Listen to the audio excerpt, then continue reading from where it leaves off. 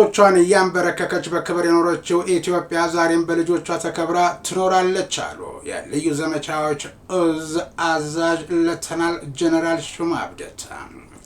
በሌላ ዜና በኢትዮጵያ የደቡብ ኮሪያ ኤምባሲ ወታደራዊ አታሼ ሌተናል ኮሎኔል ሶን ኢል ሆንግ በሁለትዮሽ የኢትዮጵያና ደቡብ ኮሪያ ግንኙነትን ለማጠናከር በተመለከተ ውይይት ማካሄድን ያለመ ጉብኝት በኢትዮጵያ መከላከያ ዩኒቨርሲቲ ማድረጋቸው ተሰምቷል። አሜሪካ ጎዳናዎች ነገስታትን አንቀበልም በሚል መፈክር 9 ሚሊዮን የሚጠጉ ዜጎች ሰልፍ ወጥተዋል። አልጋ ወራሹ መቀመጫን ለመሳም እንደሚገደድ አልገመተም ነበር በማለት በንቀት የተናገሩት ሀገር ጥልቅ የማለት ፖሊሲ ላይ ጣልቃ ገብነትን በተግባር እየፈተኑ ያሉት ዶናልድ ትራምፕ የራሴ ባለስልጣናትማ ምን ያመጣሉ በሚል በድፍረት መፈረሚያውን አቀርቡልኝ ብለዋል ነው የተባለው።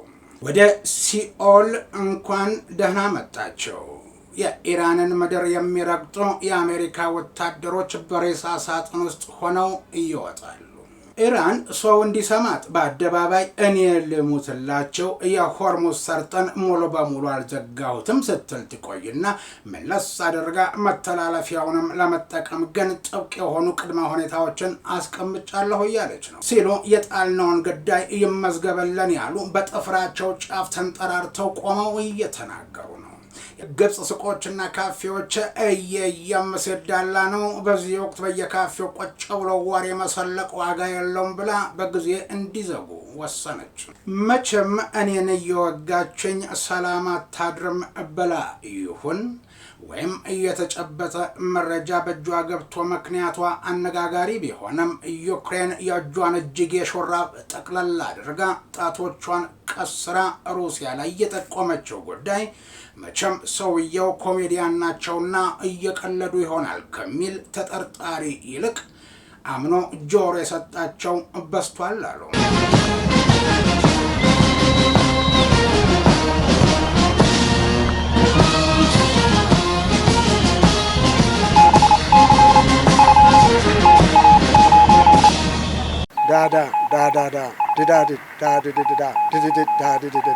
ሞርስ ማለት ይችላል። ይህ ሞርስ ነው የሚያዘጋጀው ወንድም ኢዮብ። ጤና ይስጥልኝ። ይህ በሞርስ ኮሚኒኬሽን ተዘጋጅቶ የሚቀርብላችሁ መርሃ ግብር ሲሆን በምድር ኃይል ፎሬን ሲነፋ፣ በባህር ኃይል ማስተሪንግ፣ በአየር ኃይል ፓሬድ ሲደረግ ወደ እናንተ እንዲደርስ በሞርስ የበላይ ጠባቂ የተሰናዳው የሰኞ መጋቢት 21 ቀን 2018 ዓ.ም የሞርስ ዜና እነሆ ጀመረ።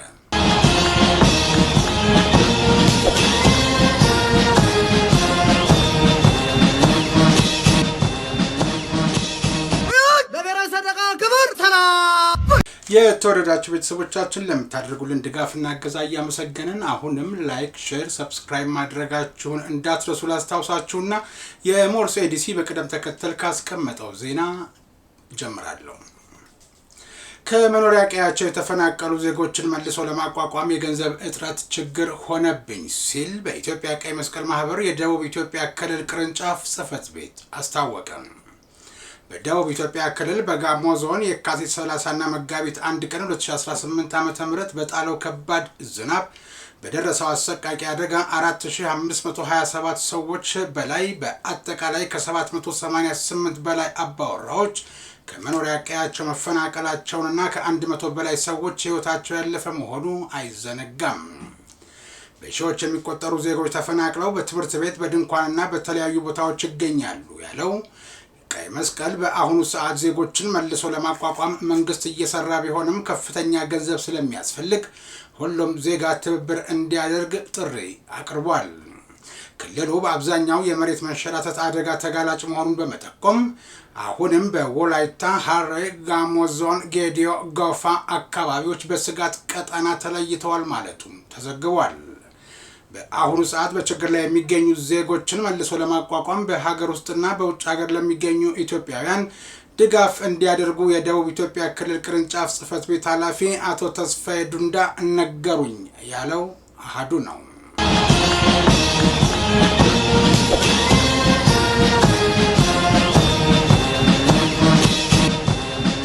ኢትዮጵያ ባህር ኃይል መሰረታዊ ባህረኞች ማሰልጠኛ ትምህርት ቤት ሰልጣኞች በኢትዮጵያ መከላከያ ዩኒቨርሲቲ ጉብኝት ማድረጋቸው ተዘገበ።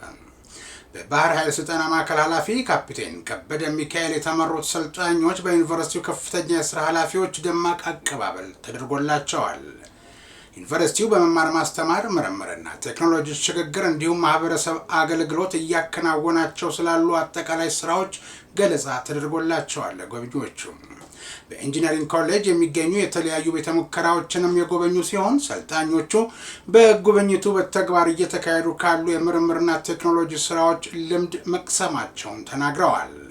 የባህር ኃይልን ለማጠናከር በሚደረገው ማንኛውም አስፈላጊው ድጋፍ ውስጥ ዩኒቨርሲቲው የበኩሉን ተቋማዊና አገራዊ ኃላፊነት ለመወጣት ዝግጁነት እንዳለውም ተመላክቷል። ዘገባው የዩኒቨርሲቲው ዓለም አቀፍ ግንኙነት ዳይሬክቶሬት ነው።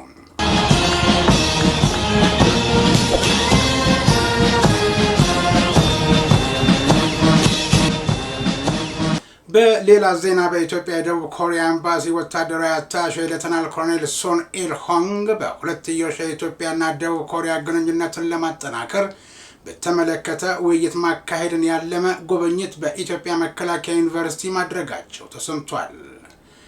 በዩኒቨርሲቲው ዓለም አቀፍ ግንኙነት ዳይሬክቶሬት ዩኒቨርሲቲው በመማር ማስተማር፣ በምርምርና በማህበረሰብ አቀፍ አገልግሎቶች እያከናወናቸው ያሉ ተጽዕኖ ፈጣሪ ዝርዝር ስራዎችን ለወታደራዊ አታሼው ቀርበዋል። ገለጻውን ተከትሎም የዩኒቨርሲቲው ተቋማዊ ልማትና ቢዝነስ ምክትል ፕሬዝዳንት ኮሎኔል ዶክተር ብስራት ዮሴፍ ደቡብ ኮሪያ በከፍተኛ ቴክኖሎጂ ዘርፎች ያላትን የተሻለ ብቃት በተለይም በዩኤቪ ቴክኖሎጂ እና በኤሮስፔስ ዘርፎች በጋራ የሁለትዮሽ ትብብር መጠቀም የሚቻልበት አግባብ እንዲፈጠር ጠይቀዋል። ኮሎኔል ዶክተር ብስራት አያይዘውም ዩኒቨርሲቲው እነዚህ ዘርፎች የሚያደርገው ምርምርና የክህሎት ልማት ለማጠናከር ከደቡብ ኮሪያ ከፍተኛ ድጋፍ እንደሚፈልግ አስታውቀዋል። በተለይም የቴክኖሎጂ ሽግግር፣ የረጅምና አጫጭር የስልጠና ፕሮግራሞች እንዲሁም የጋራ ምርምር ፕሮጀክቶች እንዲጠናከሩ ጥረት እንዲደረግ ጠይቀዋል። የደቡብ ኮሪያ ወታደራዊ አታሼ ሌተናል ኮሎኔል ሶን ኢል ሆንግ በንግግራቸው በኢትዮጵያና ደቡብ ኮሪያ መካከል ያለው የቆየ ዲፕሎማሲና የመከላከያ ግንኙነት በአዲስ ዘመናዊ የትብብር መስኮች ሊጠናከር እንደሚገባ በኮሪያ በኩል ጠንካራ እምነት እንዳለ አስታውቀዋል። በዩኒቨርሲቲው ኢንጂነሪንግ ኮሌጅ ዋና ዳይሬክተር ኮሎኔል ኢዶሳ ቱፋ መሪነት ኤሮስፔስን ጨምሮ የተለያዩ ቤተ ሙከራዎችን ወታደራዊ አታሼው ተዘዋውረው ጎብኝተዋል። ዘገባው የዩኒቨርሲቲው ዓለም አቀፍ ግንኙነት ዳይሬክቶሬት ነው።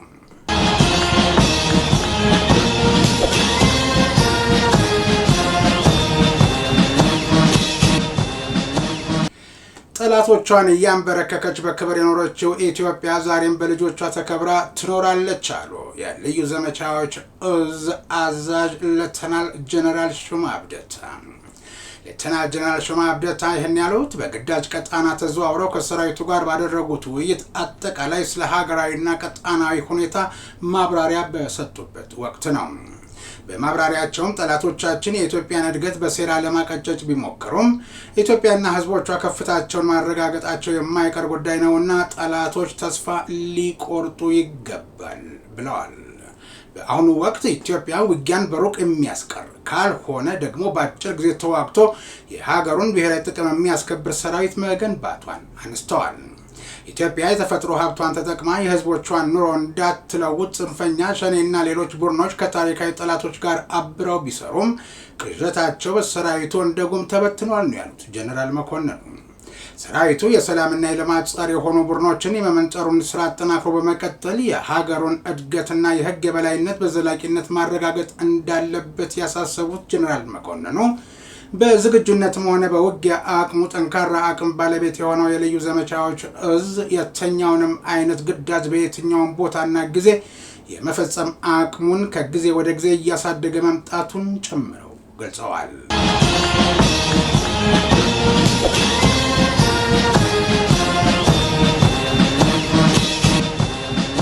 ዜና እረፍትም በአዳማ በተለምዶ ሳር ሰፈር በሚባለው አካባቢ በ1947 ዓ.ም የተወለደው ድምፃዊ ጥላዬ ጨዋቃ ከዚህ ዓለም በሞት መለየቱ ተሰማ። የአንደኛና የሁለተኛ ደረጃ ትምህርቱን በአጼ ገላውዲዮስ ትምህርት ቤት ተከታትሎ ለሙዚቃ በነበረው ዝንባሌ የበድር ጦር ሙዚቃ ክፍልን ሰኔ 2 ቀን 1961 ዓ.ም የተቀላቀለውና ለ22 ዓመታት ያገለገለው ጥላዬ ጨዋቃ በድምፃዊነቱ ብቻ ሳይሆን በግጥምና ዜማ ደራሲነቱም የሚታወቅ እንደነበር የህይወት ታሪኩ ገጾች ያስረዳሉ።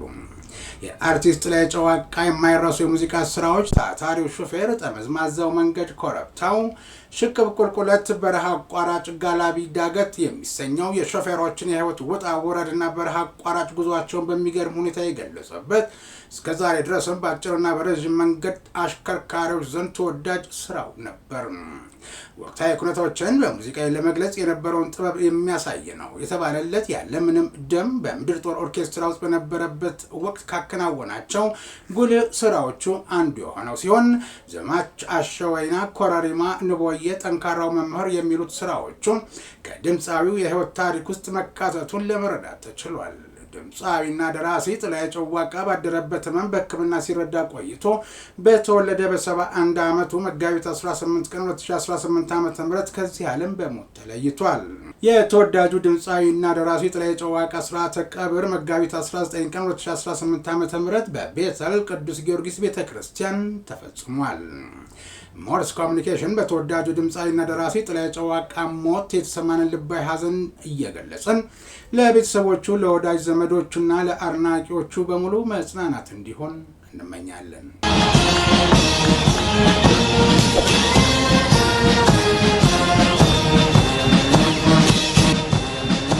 የተወደዳችሁ ቤተሰቦቻችን ለምታደርጉልን ድጋፍና እገዛ የሞርስ የበላይ ጠባቂና ኤዲሲ ምስጋናቸውን አቅርበውላቸዋል። አሁንም አዳዲስ ቤተሰቦችን እንድናፈራ ላይክ፣ ሼር፣ ሰብስክራይብ ማድረጋችሁን አትዘንጉ።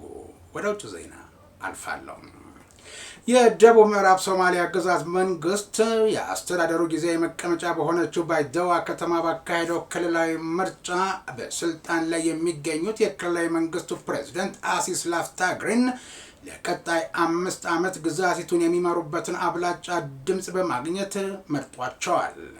በሶማሊያ ፌዴራል መንግስትና በክልላዊ መንግስቱ መካከል እጅግ ከፍተኛ ፍጥጫ ቢኖርም ይህ ዘገባ እስከተጠናቀረበት ድረስ የፌዴራል መንግስቱ በክልላዊ ምርጫ ውጤት ዙሪያ የሰጠው አስተያየት የለም። ይሁን እንጂ የምርጫ ውጤቱን ተከትሎ በሶማሊያ ፌዴራል መንግስትና በደቡብ ምዕራብ ሶማሊያ ክልላዊ መንግስት መካከል ከዚህ ሰዓት ጀምሮ በየትኛውም ቅጽበት ጦርነት ሊቀሰቀስ ይችላል የሚለው የዲፕሎማቲክ ምንጮች መረጃ እየጠቆመ በመሆኑ በአካባቢው የምትኖሩ ዜጎች ልዩ ጥንቃቄ አይለያችሁ የሚል ምክረ ሀሳብን አቅርበዋል። በፕሬዝዳንት ሐሰን ሼክ መሐመድ የሚመራው የሶማሊያ ፌዴራል መንግስት የደቡብ ምዕራብ ሶማሊያ ክልላዊ መንግስት አስተዳደርን በኃይል ለማፍረስ ከፍተኛ ቁጥር ያለው ወታደር ወደ ክልላዊ መንግስቱ ጊዜያዊ መቀመጫ ባይደዋ እያስጠጋ መሆኑን ወታደራዊ ዲፕሎማቲክ ምንጮች በመናገር ላይ ናቸው።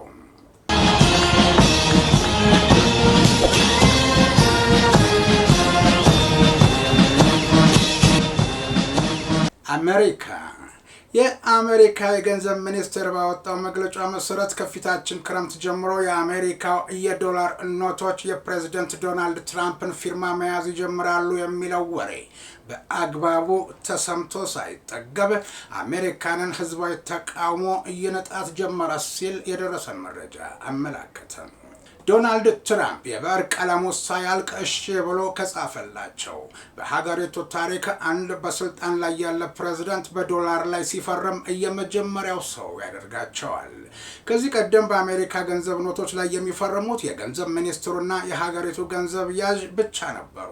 በሰው ሀገር ጥልቅ የማለት ፖሊሲ ላይ ጣልቃ ገብነትን በተግባር እየፈተኑ ያሉት ዶናልድ ትራምፕ የራሴ ባለስልጣናትማ ምን ያመጣሉ በሚል በድፍረት መፈረሚያውን አቅርቡልኝ ብለዋል ነው የተባለው። ከመጪው ሰኔ ወር ጀምሮ ታትመው በሚወጡ ኖቶች ላይ ተግባራዊ እንደሚሆን ይጠበቃል ያሉት የመረጃ ምንጮች ቀደም ሲል የነበረውን የዶላር ታሪክ በራሳቸው ፊርማ የደመቀውን አዲስ ህትመት በገበያ ላይ ማሰራጨት ስለሚወዱ ትራምፕ ምናልባትም የዶላር ገንዘብ ለውጥ እንዲደረግ ይወስኑ ይሆናል የሚል ጭምጭምታ መኖሩን መሸሸግ አልሆነላቸውም።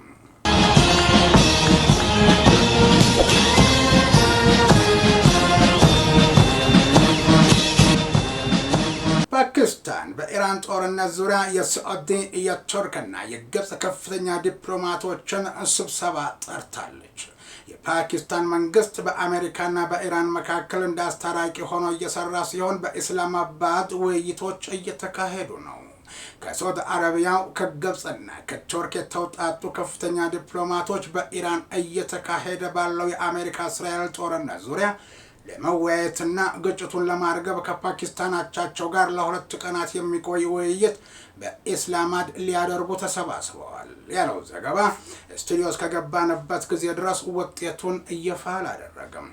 የፓኪስታን የውጭ ጉዳይ ሚኒስትር ኢሻቅ ዳር ኢራን በፓኪስታን ሰንደቅ ዓላማ የሚጓዙ ተጨማሪ 20 መርከቦች ወይም በቀን 2 መርከቦች በሆርሙዝ የባህር ወሽመጥ በኩል እንዲያልፉ መፍቀዷን አስታውቀዋል። የፓኪስታን ጠቅላይ ሚኒስትር ሻህባዝ ሸሪፍ እንደተናገሩት ከወንድሜ ከኢራኑ ፕሬዝዳንት መሱድ ፔዜሽኪያን ጋር ከ1 ሰዓት በላይ የቆየ ዝርዝር የስልክ ውይይት አድርጌያለሁ ብለዋል።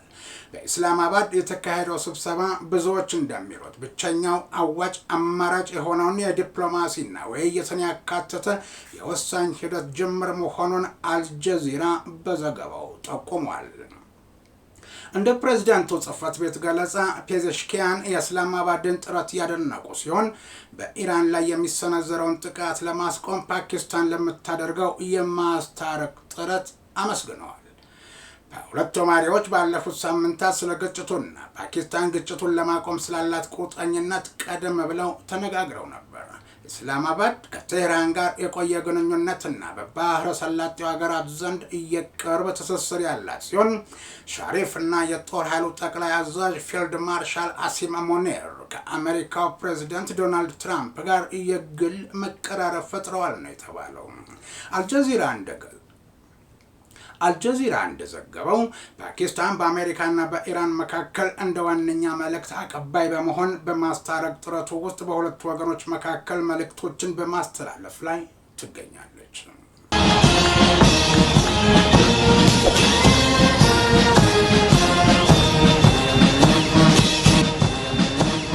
መቼም እኔን እየወጋችኝ ሰላም አታድርም ብላ ይሁን ወይም እየተጨበጠ መረጃ በእጇ ገብቶ ምክንያቷ አነጋጋሪ ቢሆንም ዩክሬን የእጇን እጅጌ ሹራብ ጠቅለል አድርጋ ጣቶቿን ቀስራ ሩሲያ ላይ የጠቆመችው ጉዳይ መቼም ሰውየው ኮሜዲያን ናቸውና እየቀለዱ ይሆናል ከሚል ተጠርጣሪ ይልቅ አምኖ ጆሮ የሰጣቸው በስቷል አሉ። የዩክሬን የስለላ ተቋማት ባወጡት አዲስ መረጃ መሰረት ሩሲያ በሳዑዲ አረቢያ የሚገኘውን የአሜሪካ የጦር ሰፈር የሚያሳዩ የሳተላይት ምስሎችን ጥቃቱ ከመፈጸሙ ጥቂት ቀናት ቀደም ብሎ ለኢራን አሳልፋ ሰጥታለች ነው ያለችው ኪየቭ። የዓለምን ትኩረት በሳበው በዚህ መረጃ መሰረት ሞስኮ ለቴህራን የሰጠችው መረጃ የጦር ሰፈሩን ቁልፍ ስፍራዎች በትክክል ለይቶ የሚያሳይ ሲሆን ይህም ኢራን ለሰነዘረችው ጥቃት እንደ ትልቅ ግብአት ጥቅም ላይ ውሏል ተብሏል። ይህ ድርጊት በሩሲያና በምዕራባውያን መካከል ያለውን ፍጥጫ ወደ ከፍተኛ ደረጃ እንደሚያሸጋግረው የተገመተለት የኪየቭ መረጃ በአሉባልታ አገራትን ደም ልታቃባ በአጋጣሚ እርሷ አረፍ ልትል ፈልጋ ነው ብሎ እያጣጣለው አልተገኘም። በተለይም በዶናልድ ትራምፕ የሚመራው የፔንታጎን መስሪያ ቤት በኢራን ላይ የየብስ ወታደራዊ እርምጃ ሊወስድ እንደሚችል ፍንጮች እየታዩ ባሉበት በዚህ ወቅት የሩሲያ ጣልቃ ገብነት ሁኔታውን ይበልጥ አሳሳቢ አድርጎታል። የዩክሬን የስለላ ድርጅት ይፋ ያደረገው ይህ ምስጢራዊ ሰነድ በሳዑዲ አረቢያ የሚገኘው የአሜሪካ ጦር ሰፈር እንዴት ኢላማ ውስጥ ሊገባ እንደቻለ ግልጽ ማብራሪያ የሚሰጥ ነው። ይህ ክስተት በዓለም አቀፍ ደረጃ ከፍተኛ ስጋትን የደቀነ ሲሆን ፔንታጎን በኢራን ላይ ወታደራዊ እርምጃ ለመውሰድ ዝግጅት እያደረገ መሆኑም ተሰምቷል።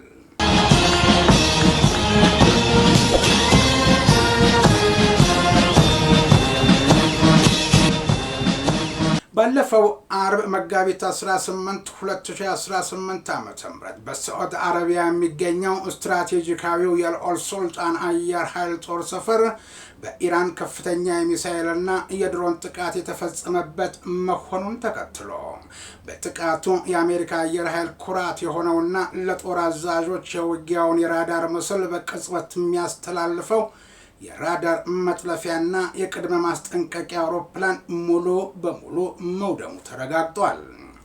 ይህ የራዳር መጥለፊያ አውሮፕላን በጦርነት ወቅት የጠላት ሚሳኤሎችን፣ ድሮኖችንና ተዋጊ አውሮፕላኖችን ገና ከሩቅ በመጥለፍና በመለየት ለሌሎች የጦር ክፍሎች መረጃ የሚሰጥ የበረራ ላይ መቆጣጠሪያ ማዕከል ነበር። አውሮፕላኑ መመታቱ አሜሪካ በመካከለኛው ምስራቅ ያለውን የጠላት እንቅስቃሴ የመከታተል አቅሟ ከፍተኛ ክፍተት የፈጠረበት ሲሆን ለጦር አዛዦችም የሚደርሰው የቅጽበታዊ መረጃ እንዲቋረጥ አድርጓል መባሉ እየተዘገበ ነው። ጥቃቱ የተፈጸመው ኢራን በወሰደችው ድንገተኛ እርምጃ ሲሆን ከራዳር አውሮፕላኑ በተጨማሪ ሌሎች የነዳጅ ጫኝ አውሮፕላኖች ጉዳት እንደደረሰባቸውና 15 የሚሆኑ የአሜሪካ ወታደሮች መቁሰላቸውን የወጡ መረጃዎች ያመለክታሉ። ይህንን ወሳኝ የራዳር አውሮፕላን መጥፋት ተከትሎ በዋሽንግተን የሚገኘው ፔንታገን እና የትራምፕ አስተዳደር በኢራን ላይ የምድር ጦር ስለመክፈት እያንሰላሰሉ መሆኑ ተሰምቷል። ጥቃቱ በቀጣናው ያለውን ውጥረት ወደማይመለስበት መጠነ ሰፊ ጦርነት ሊያመራው እንደሚችል ወታደራዊ ተንታኞች ስጋታችን ነው ሲሉ እየገለጹ ነው።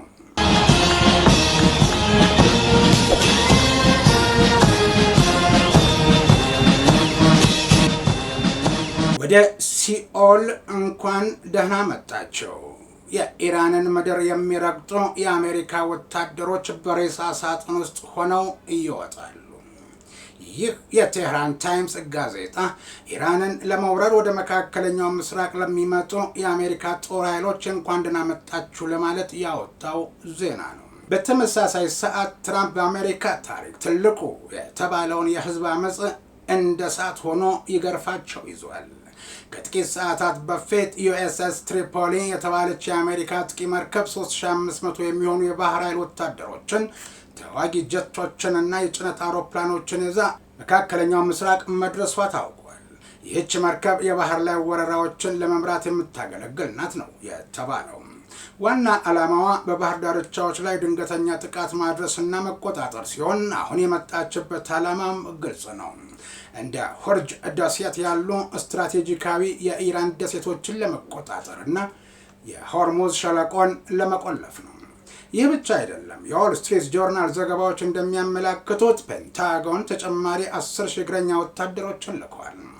እነዚህም ቀድሞውኑ አካባቢው ላይ ካሉ 82ኛው የአየር ወለድ ክፍለ ጦር አባላት ጋር ይቀላቀላሉ።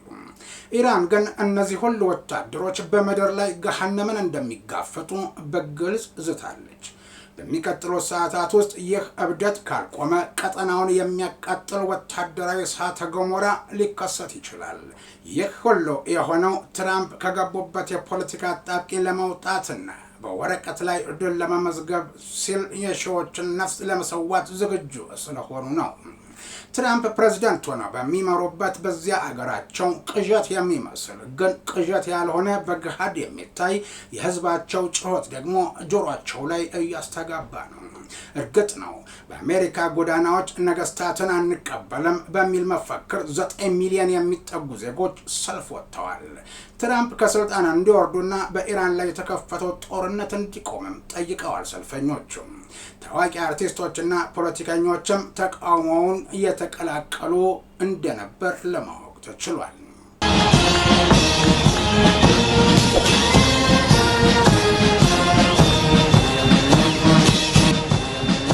የሳዑዲ አረቢያ አልጋ ወራሽ መሐመድ ቢን ሳልማንን በቀጥታ እስከመስደብ ደርሰዋል አሉ ዶናልድ ትራምፕ።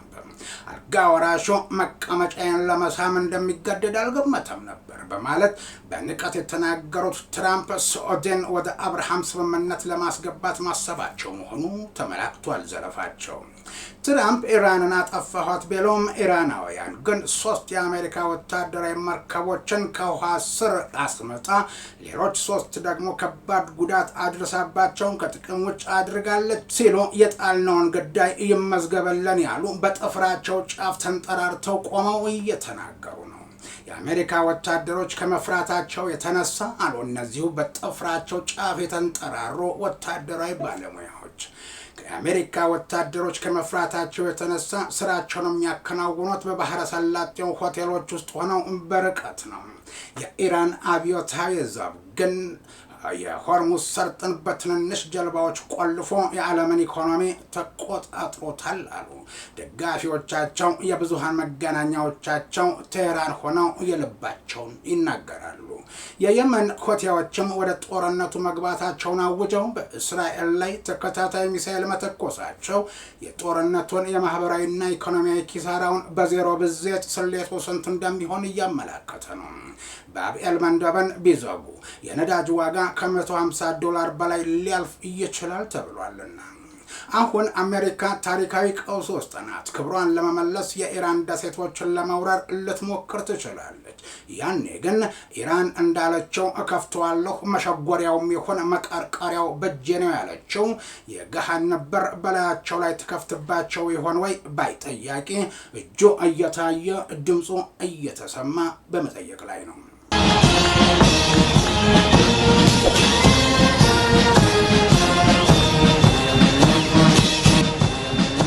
ኢራን ሰው እንዲሰማት በአደባባይ እኔ ልሙትላቸው የሆርሙዝ ሰርጥን ሙሉ በሙሉ አልዘጋሁትም ስትል ትቆይና መለስ አድርጋ መተላለፊያውንም ለመጠቀም ግን ጥብቅ የሆኑ ቅድመ ሁኔታዎችን አስቀምጫለሁ እያለች ነው።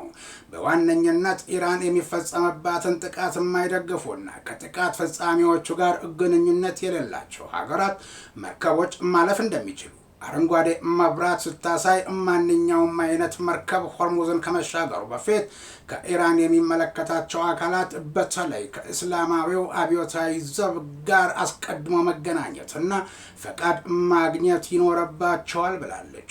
የጭነት መርከቦቹ በኢራን የቁጥጥር ቀጠና ውስጥ በሚያልፉበት ወቅት ለማንነት ማረጋገጫና ሰጭነት ምርመራ ዝግጁ መሆን እንዳለባቸው ኢራን ገልጻለች።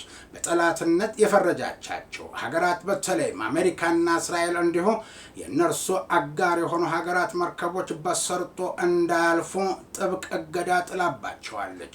ድንገት እንኳን ቢያልፉ እነሱን አያርገኝ እንደማለትም ዝታለች። የሀገሪቱ ወታደራዊ አዛዦች ጥቃት ከቀጠለ ሙሉ በሙሉ እንዘጋዋለን የሚል ማስጠንቀቂያ ደጋግመው እየሰጡ ይገኛሉ። አንዳንድ መርከቦች ለደህንነቱ የተጠበቀ መተላለፊያ እስከ $2 ሚሊዮን እንዲከፍሉ እየተጠየቁ መሆኑን መረጃዎች ያመለክታሉ። ዶላር የሚለውን መገበያያ ገንዘብ አልፈልግም በቻይና ዩዋን እንጂ ስትል የነበረችው ኢራን በይፋ ወጥታ የሰጠችው የመተላለፊያ ተመንን የተመለከተ ነገር ግን የለም።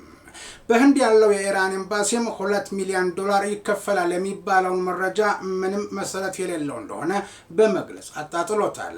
እንደ ህንድ፣ ቻይና፣ ፓኪስታን እና ጃፓን ያሉ ሀገራት መርከቦች ከቴህራን ጋር በሚያደርጉት ቀጥተኛ ግንኙነት መተላለፍ መቻላቸው ተዘግቧል።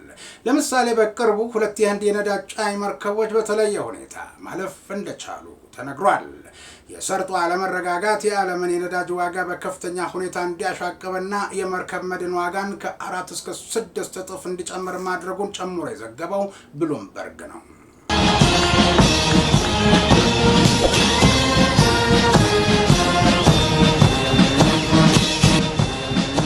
አውስትራሊያ የህዝብ ትራንስፖርት ነጻ ስታደርግ ግብጽ ሱቆችና ካፌዎች እየየመሰዳላ ነው። በዚህ ወቅት በየካፌው ቁጭ ብሎ ወሬ መሰለቅ ዋጋ የለውም ብላ በጊዜ እንዲዘጉ ወሰነች። ምክንያቱ ደግሞ በዓለም አቀፍ ደረጃ እየጨመረ የሚገኘውን የነዳጅ ዋጋ ተከትሎ ነው። ግብጽ ሱቆችና ምግብ ቤቶችን በጊዜ እንዲዘጉ ለመወሰን አስገድዳቷል ነው የተባለው።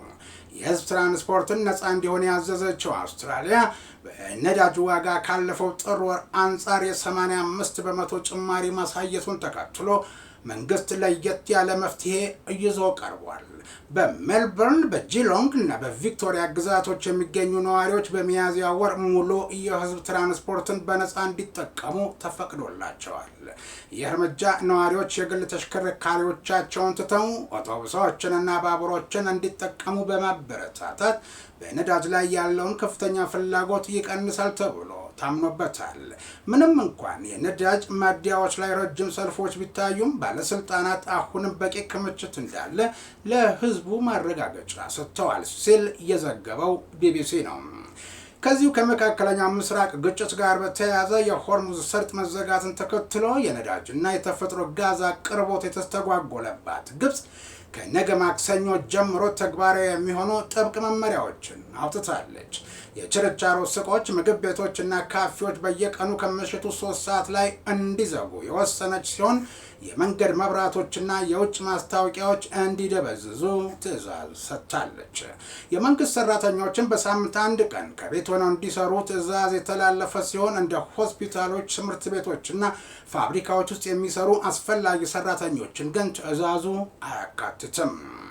የሀገሪቱን ኢኮኖሚ 1/10 የሚሸፍነው የቱሪዝም ዘርፍ እንዳይጎዳ ሆቴሎችና የቱሪስት መስህቦች ከዚህ ገደብ ነፃ ናቸው ያለው የግብፅ መንግስት የነዳጅንና የህዝብ ትራንስፖርት ዋጋን ጭማሪ አድርጎበታል። ይህ ብቻ አይደለም። ከፍተኛ ኃይል የሚጠይቁ የመንግስት ፕሮጀክቶችን ከማዘግየት በተጨማሪ የመንግስት ተሽከርካሪዎች የነዳጅ አበልን በ1/3 ቀንሷል። የሀገሪቱ ጠቅላይ ሚኒስትር ሙስጣፋ ማድቡሌ እንደገለጹት የሀገሪቱ የነዳጅ ወጪ በጥር ወር ከነበረበት በ2 እጥፍ አድጎ $2.5 ቢሊዮን ደርሷል።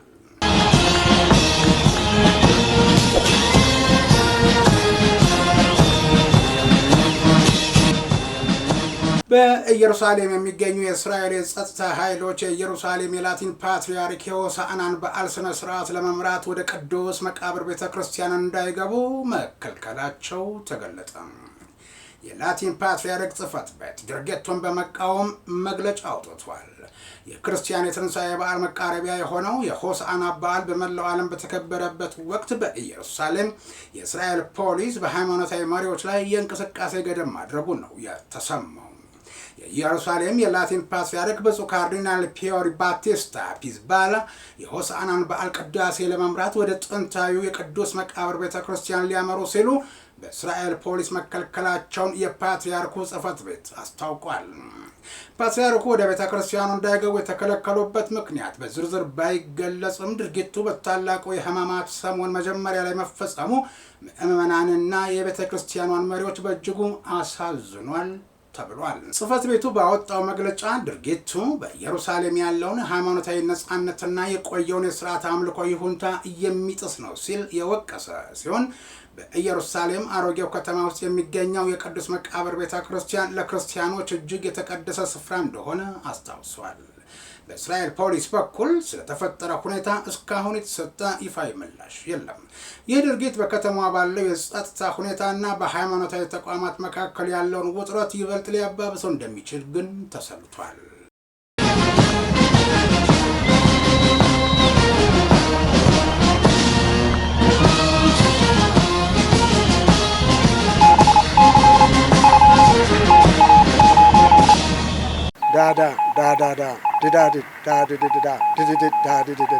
ሞርስ ማለት ይችላል። ይህ ሞርስ ነው የሚያዘጋጀው ወንድም ኢዮብ። የተወደዳችሁ ቤተሰቦቻችን እስከ ዛሬ ላደረጋችሁልን ድጋፍ የሞርስ የበላይ ጠባቂና ኤዲሲው ምስጋናቸውን አቅርበውላቸዋል። በምድር ኃይል ፎሬን ሲነፋ በባህር ኃይል ማስተሪንግ በአየር ኃይል ፓሬድ ሲደረግ ወደ እናንተ እንዲደርስ በሞርስ የበላይ ጠባቂ የተዘጋጀው የሰኞ መጋቢት 21 ቀን 2018 ዓ.ም የሞርስ ዜና የስካሁኑ ነበር። ከዜናው ጋር ኢዮብ ደመቀ አብሬያችሁ ነበር። በቀጣይ የሞርስ መርሃ ግብር እንገናኛለን። እስከዛው ድረስ ጤና ይስጥልኝ።